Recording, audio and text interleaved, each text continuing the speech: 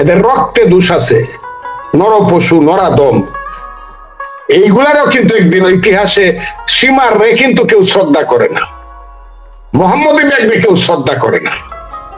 এরা সীমার এবং মোহাম্মদী ব্যাগের সন্তান, এদের সাথে কি কথা বলবো? এগুলো ইতিহাসের দুজকের লাকি হবে। এরা কি তোমরা 60 কোটি টাকা দামের গাড়ি দৌড়াও কমনে, তোমার ঘরে বাড়িতে তো একটা ভাঙ্গা ঘরের বেড়াও নাই।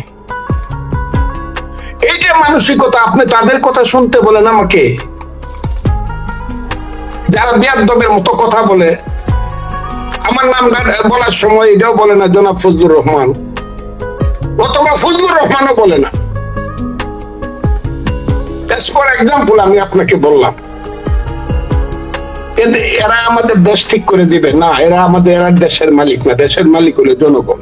আমার ধারণা, আমি চ্যালেঞ্জ করলাম, ওর নামটা আমাকে বলতে হবে, ওর বাড়ির পরিচয় দিতে হবে, ওর বাপ কি করতো, দাদা কি করতো, এবং আমি চ্যালেঞ্জ করলাম, না হলে আমি পলিটিক্স ছেড়ে দেব। ও হয় আলবদরের ছেলে, না হয় রাজাকারের ছেলে। আমি কথাটা খুব, হয়তো মুক্তিযোদ্ধাদের মাধ্যমে তার বাপ দাদা কোনোভাবে আলবদর রাজাকার হওয়ার কারণে প্রাপ্য শাস্তি পাইছিল, এবং সে যে কথাটা বলছে প্রতিহিংসা পরায়ণত্ব থেকে, ওই আলবদরের ছেলেকে আমি বলতে চাই, আমি 1200 মুক্তিযোদ্ধার কমান্ডার ছিলাম, তার মধ্যে 1100-র উপরে ছিল মুসলমান। তাইলে আমরা আর 70-80 জন ছিল হিন্দু সম্প্রদায়ের লোক, তাইলে আমরা 1100 যে মুসলমান ছিলাম, আমরা ভুলভাবে গেছিলাম। তোর বাপের চেয়ে আমি বয়সে বড়, ওর বাপের চেয়ে, ওর বাপের সঙ্গে মার যখন বিয়া হয় নাই, তখন আমি মুক্তিযুদ্ধ করে শেষ করে ফেলছি।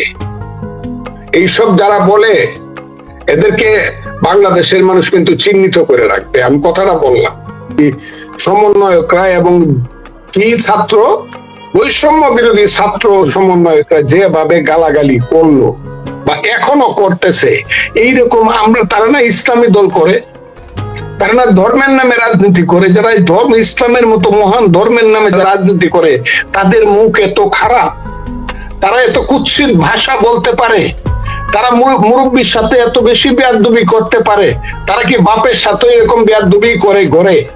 তারা মাকে কে এই নজরেই দেখে ঘরে? এরা করতেছে কি? এবং এটা করে তারা ক্ষমতা যেতে চায়, আমাদেরকে মেরে ফেলতে চায়। সেটা হলো দুনিয়াদারি। আবার আখেরাতের ভয় দেখায়, আমরা নাকি বেহেশতে যেতে পারবো না, টিকিটটা তাদের হাতে আছে। আমি খুঁজতেছি কার হাতে টিকিট আছে বেহেশতের, আমি সেই মৌলানা সাহেবের কাছ থেকে গিয়ে টিকিটটা আনবো। কারণ উনি বলছে যে ফজলুর রহমান এই দুজকে যাবে, আমি ওনার কাছ থেকে গিয়ে টিকিটটা আনবো, যে আমার একটা টিকিট দেন আপনি। 100 বার স্বীকার করি তাদের অবদানকে, আমি অস্বীকার করি তাদের যোগ্যতাকে, আমি স্বীকার করি।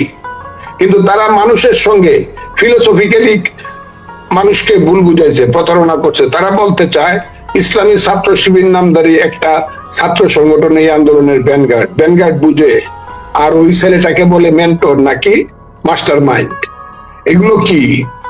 তারা বলতেছে আন্দোলনটা তারা করছে, তাহলে যে দাউদ কাদির থেকে যাত্রাবাড়ি পর্যন্ত 20-30 লাখ লোক যে প্রতিদিন মিছিল করছে, 5ই আগস্টে 136 জন লোক শুধু যাত্রাবাড়ির থানা দখল করতে গিয়ে মারা গেছে, পুলিশ শুদ্ধ। এই মরছে কারা? 95 জন মানুষ মরছে বিএনপির শুধু যাত্রাবাড়িতে 5ই আগস্ট। 422 জন, তারাও তো দাবি করে কেন তারা আন্দোলন, তাদের কেউ তো মরে নাই। বলুক না 158 জন সমন্বয়কের মধ্যে কারো গায়ে গুলি লাগছে কিনা, এই কথাটা একবার শুধু বলুক যে না একজনের গায়ে গুলি লাগছে, আহত হয়েছিল। অ্যারেস্ট হয়েছে 6 জন, আমরা দেখছি। তাদেরকে আমরাই ছুটাই আনছি, সরকারের হাত থেকে জনগণই ছুটাই আনছে। কিন্তু তারা সবটা আন্দোলনের সমস্ত ক্রেডিট দাবি করে কেন, এবং ফসলটা সবটা তাদের এইটা দাবি করে কেন? ফসলটা হলে জনগণের, ছাত্র জনতার ফসল, দেশের মানুষের ফসল। এখন তারা দেশের মানুষকে যদি বলতো যে আমরা এই আন্দোলন করতেছি, তারা তো স্লোগান দিয়েছিল 1 দফায় 1 দাবি, হাসিনা তুই কবে দাবি। কথাটা ঠিক না বেঠিক আপনি বলেন? শেষ 4 তারিখ 5 তারিখ তাদের স্লোগানটা কি ছিল? 1 দফায় 1 দাবি, হাসিনা তুই কবে যাবি। তাহলে হাসিনা তুই কবে যাবি যদি হয়, তাহলে তো অর্থ হইলে হাসিনা গেলে পরে আরেকজন আসবে। কথাটা বুঝেন? আমিও মনে করছি হাসিনা গেলে আজরাইল আসুক, আমার কোনো আপত্তি নাই, কিন্তু হাসিনা যাক। কিন্তু হাসিনা গেলে যে কি হবে, কিভাবে হাসিনাকে রিপ্লেস করবে আর একটা ভালো মানুষ, এটা কি ইউনূস সাহেবকে দিছি 3 মাসের 6 মাসের জন্য? উনি 5 বছর বসে থাকার জন্য, বট গাছের চেয়ে কলা গাছ লম্বা হওয়ার জন্য ওনাকে দিছি? নির্বাচিত সরকারের বয়স 5 বছর, আর ওনারা মনে করে ওনারা থাকবো 15 বছর বিনা ইলেকশনে। এটা বাংলাদেশের মানুষ সমর্থন করবে বা হতে দিবে? তারা এটা যদি বলতো যে আমরা 5 বছর ক্ষমতায় থাকবো, আমরা মুক্তিযুদ্ধকে মানবো না, 71-এ কোনো মুক্তিযুদ্ধ হয় নাই, আসল মুক্তিযুদ্ধ 47-এ হয়েছিল, তারা যদি বলতো 72-এর সংবিধানকে আমরা কবর দিয়া দিব, ফিরে আসছে কেমনি? এমনি রামের সুমতি হয়েছে নাকি ঠেলার নাম বাবাজি? কোনটা কোনটা? এটা তারা বলুক যে আমাদের সুমতি হয়েছে অথবা ঠেলায় পড়ে আমরা বাধ্য হয়েছি। শুধু ওই ছেলেটি তো বলে নাই, আরেকজনে বলছে, এই যে ভদ্র মহিলা, তার নাম হইল রেজওয়ানা হাসান, উনি কিন্তু কালকে রাত্রে বলছেন না না আমরা তো মুক্তিযুদ্ধর ওইভাবে আমরা কোনো বিরোধিতা করি না। আমি তাকে বলছি এই কথাটা আপনি বললেন না, আপনাকে একদিন বলছি আমি এটা শেষ করতে চাই, আরেকদিন বললে কিন্তু আরেকদিন বলবো যে আপনার বাপ কিন্তু মুক্তিযুদ্ধের বিরোধী ছিল, কাজে আপনি ওই বিরোধী পরিবারের মেয়ে হইয়া মুক্তিযুদ্ধ নিয়ে কোনো আলাপ করেন না। তারা যে এটা কি এখন খেলায় করে বলতেছে কিনা, নাকি অবশেষে অরিন্দম কহিলা বিষাদে মধুসূদনের ভাষায়, কোনটার জন্য বলতেছে?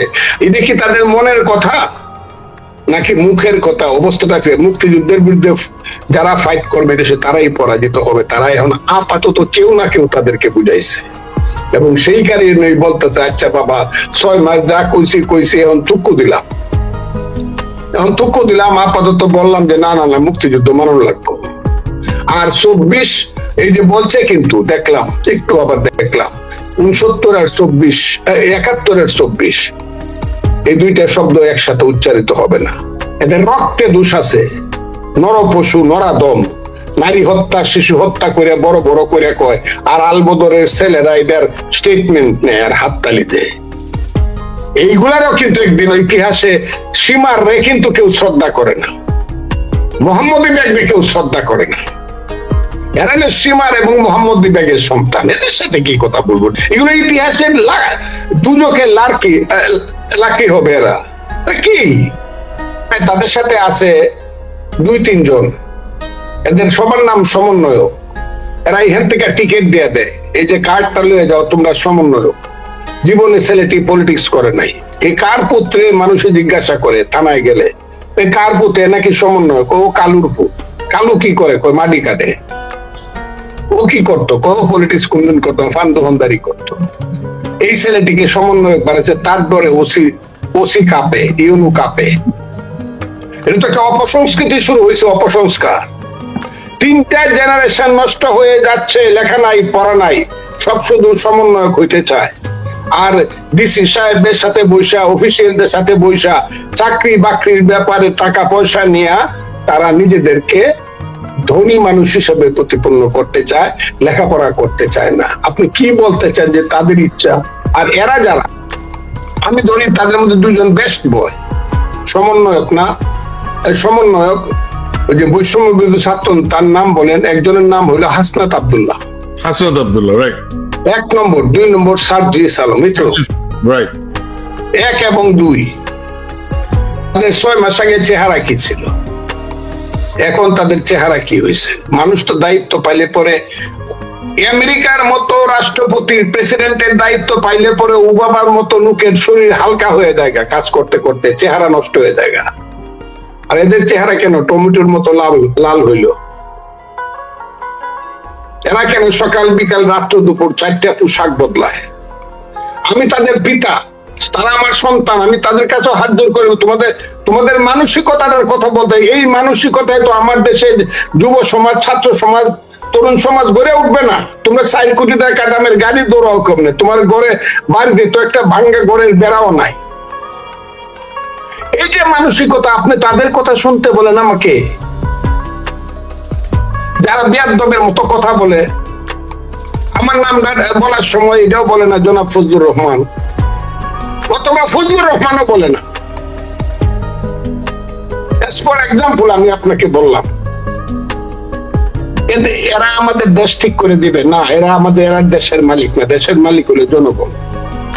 আপনি বাংলাদেশের সংবিধানের 7 আর্টিকেলে যান, কি লেখা আছে গত 54 বছর যাবত পৃথিবীর সব সংবিধানে লেখা আছে দেশের মালিক জনগণ।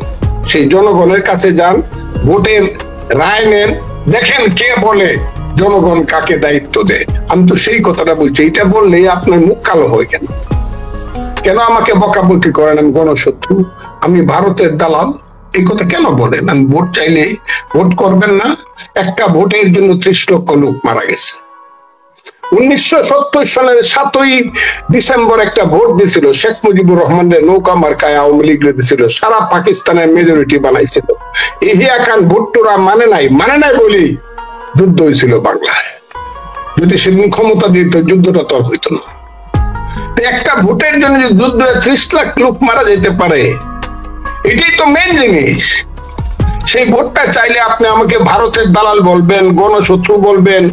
আমরা ভোটের জন্য আমরা কি রক্ত দিছি নাকি? তাইলে কি 3 জন ছেলেকে অ্যাডভাইজার বানানোর জন্য দেশের মানুষ রক্ত দিছে? আর 152 জন সমন্বয়ক বানায় সুন্দর সুন্দর কাপড় চোপড় পরাইবার লাগি রক্ত দিছে, আর বকা শুনবার লাগি প্রতিদিন।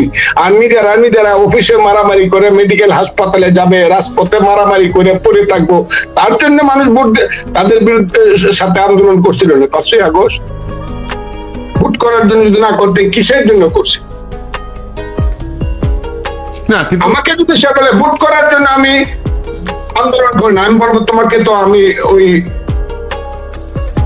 সমন্বয়ক অথবা বানানোর জন্য, এটা কি বলে, উপদেষ্টা বানানোর জন্য আন্দোলন করে নেই। কে ফরিদ ইয়াসমিন, কি তার অবদান? বেইমানি করে এদেরকে ছেড়ে দেন। জনগণ কিন্তু চিরদিন এদের বিচার করবে। যেমন এখন পর্যন্ত জনগণ কিন্তু এদের ফ্যাসিস্টদের বিচার চিরদিন করবে। আপনারা যদি বিচার ছাড়ে দিয়ে বলেন আপনারা আইসা পড়েন ইন্ডিয়ার থেকে হাসিনা সহ, এরা আইসা চোখ তুললে মানুষের দিকে তাকাইতে পারবে না। শেখ হাসিনা সাথীরা বাইচা গেল জনগণের কাছে, কিন্তু তাদের ওই যে বুক ফুলায় কোনোদিন বলতে পারছ না, এই আমার চিনস, আমার নাম কিন্তু সালমান রহমান। জীবনে কোনোদিন বলতে পারে আমার নাম কিন্তু আনিসুল হক, আমার নাম কিন্তু উবায়দুল কাদের। এই কথাটা জীবনে কোনোদিন বলতে পারবে না, আমি আপনাকে বলে দিলাম। এবং যাদের ছেলে আছে, এই যে স্বরাষ্ট্রমন্ত্রী ছিল, নামটা কি, নামটা এখন মনে থাকে না, কি নামটা, এই যে হাসিনা স্বরাষ্ট্রমন্ত্রী মনে আছে? ওর ছেলে কোনোদিন বলতে পারবে না এই আমার চিনস, আমি কিন্তু ওই স্বরাষ্ট্রমন্ত্রীর ছেলে ছিলাম, মানুষের থু দিলাম তোরে। আপনি কি আমার কথাটা বুঝতে পারছেন? হাসিনার মন্ত্রিসভার যারা মন্ত্রী ছিল, হাসিনার পার্লামেন্টের যারা এমপি ছিল, কেউ কোনোদিন বুক ফুলাইয়া বলতে পারবে না আমার চিনস, আমি 18 সনে এমপি ছিলাম। মানুষকে চিনি তোরে, তুই দিনের ভোট রাইতে মারছিলি, তুই নিশি রাইতের এমপি আসলে। আর তার ছেলেরে দেখায় বলবো ওরে চিনো না, ওই যে ওর বাপ কিন্তু নিশি রাইতের এমপি আসছিল। জনগণের বিচার, ইতিহাসের বিচার কিন্তু থেকেই যাবে। ওই বিচারটা সবচেয়ে কঠিন বিচার। 2014 সনে আমার আওয়ামী লীগ সম্পর্কে একটা বক্তব্য ছিল, আপনি যদি দেখে থাকেন। আওয়ামী লীগ একটি অভিশপ্ত রাজনৈতিক দল। জি, দেখছেন বোধহয় কোনোদিন? আওয়ামী লীগ একটি অভিশপ্ত রাজনৈতিক দল। এখন আমার বলতে ইচ্ছা করে বাংলাদেশ একটি অভিশপ্ত দেশ। এই দেশে বাঁচতে ইচ্ছা করে না। বাঁচতে কতদিন আমরা এই সংগ্রাম আন্দোলন করি, আর বাঁচতে ইচ্ছা করে না। তারপরে একটা আশায় বেঁচে থাকি, দেখা যাক জনগণ যদি সঠিক নেতৃত্ব নিয়ে আসতে পারে। একজন পুলিশ, আমি নাম বলবো না, কিছুই বলবো না, সে আমার ধরে খুব কানলো, স্যার আপনার বক্তৃতা আমি শুনি, বক্তৃতা শুনে আল্লাহর কাছে দোয়া করি আপনি বাইচে, আপনি আমার কথাটা শুনলেন, কিন্তু স্যার আপনাকে যতবার দেখি ততবারই আমার হৃদয় ফাটিয়ে কান্না আসে। কেন ভাই, আমার দেখলে তোমার হৃদয় ফাটিয়ে কান্না আসে কেন? বললো আমি তো আর মানুষ না। কেন? বললো আমার একটা আপন ভাই আছে,